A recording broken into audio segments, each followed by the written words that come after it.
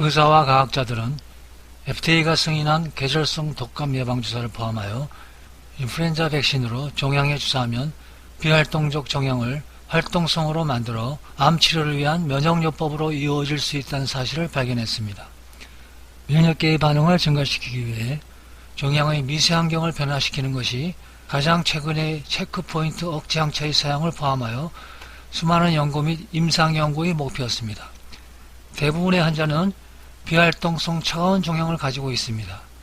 즉, 종양에는 많은 면역세포가 포함되어 있지 않거나 면역 시스템이 싸우는 능력을 억제하는 세포가 있습니다.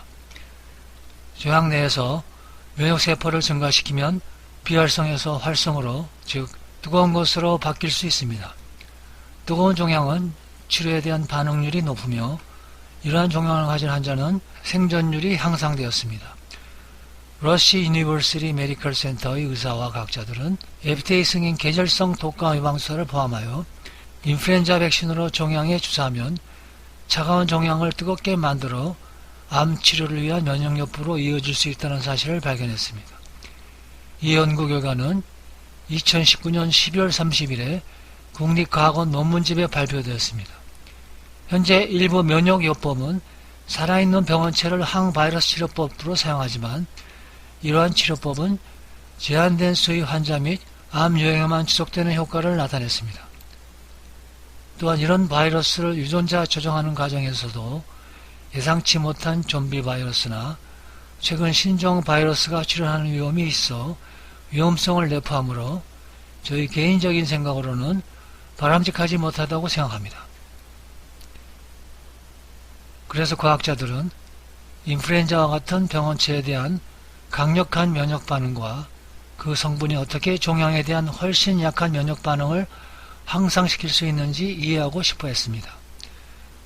국립암연구소 데이터베이스에 따르면 연구자들은 폐암을 앓고 있는 사람들과 인플루엔자 폐감염으로 입원한 사람들이 동시에 인플루엔자가 없는 폐암을 가진 사람들보다 더 오래 살았다는 것을 발견했습니다. 그들은 폐에서 종양과 인플루엔자 감염이 있는 생쥐에서도 비슷한 결과를 발견했습니다. 그러나 우리가 살아있는 감염에 대해 이해하지 못하는 많은 요소가 있으며 피부와 같이 인플루엔자 감염이 자연적으로 발생하지 않는 종양에서는 이 효과가 발생되지 않는다고 진료자는 말했습니다. 그러나 라이브 감염 한계에 대한 대안을 찾기 위해 연구자들은 인플루엔자 바이러스를 비활성화시켜 독감 백신을 만들었습니다. 그들은 이 백신을 생쥐의 피부 흑색종에 직접 주사하여 종양이 느리게 성장하거나 수축하는 것을 발견했습니다. 주사는 종양에서 면역 자극 세포의 유형의 비율을 증가시켜 종양을 뜨겁게 하여 종양 세포를 인식하고 사멸시키는 CD8T 세포로 알려진 세포의 유형을 증가시켰습니다. 중요한 사실은 세포의 한쪽에 피부 흑색종 종양에 주사하면 그 종양의 성장이 감소될 뿐 아니라 주사되지 않은 동일한 마우스의 다른 쪽의 2차 피부 종양의 성장이 감소되었습니다. 연구자들은 전이성 3중 음성 유방암의 마우스 모델에서 유사한 전신적인 결과를 관찰했는데 여기서 1차 종양 성장과 폐로의 유방 종양의 자연 확산은 이 백신을 1차 주사한 후에 감소되었습니다.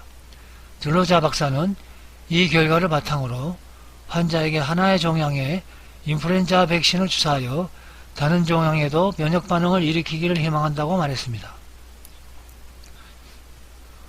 이 인플루엔자 백신은 이미 FDA 승인을 받은 계절 독감 백신이기 때문에 수많은 사람에게 사용되어 왔으며 이미 안전한 것으로 밝혀져 우리는 독감 예방주사를 사용하여 암을 치료하는 것이 환자에게 빨리 희망을 가져올 수 있다고 생각할 수도 있습니다. 연구자들은 그러한 독감 주사를 주사해도 종양 성장이 감소하는 것을 발견했습니다. 다양한 종류의 종양으로도 비슷한 결과를 얻을 수 있는지 확인하기 위해 연구원들은 에어PDX라고 하는 마우스 모델을 개발했습니다. 연구자들은 에어PDX 모델에서 환자의 폐종양과 흑색종 전이를 일으켰습니다. 그들은 이 G모델의 종양에 독감 예방주사를 주어 그 결과를 보았습니다. 그 결과 어떤 암은 수축하는 반면 치료되지 않은 종양은 계속 자라나는 것을 발견했습니다. 그러므로 이것을 단독으로 사용하는 것보단 인플루엔자 백신은 면역요법과 병용하는 것이 좋을 수 있습니다. 새로운 치료법은 종종 암에 대한 현재의 최전선 요법과 비교되거나 결합되기 때문에 연구에서 면역 체크포인트 억제제를 사용했습니다. 면역 체크포인트 억제는 종양과 싸울 수 있도록 면역세포에게서 브레이크를 해제합니다. 그러나 연구팀은 독감 백신이 종양의 체크포인트 억제제 요법에 반응하는지 여부에 관계없이 단독으로 사용할 때 일부 종양 성장을 감소시킬 수 있음을 발견했습니다.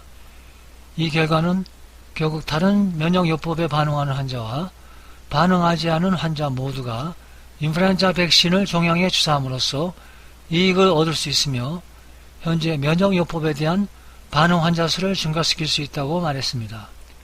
그러나 모든 효과적인 독감 백신이 암에 효과가 있는 것은 아닙니다. 줄로자 박사는 5가지 독감 백신 모두 독감 감염에 대한 보호 기능을 제공하지만 그중 일종은 종양 성장을 줄이는 데 효과적이지 않다고 밝혔습니다.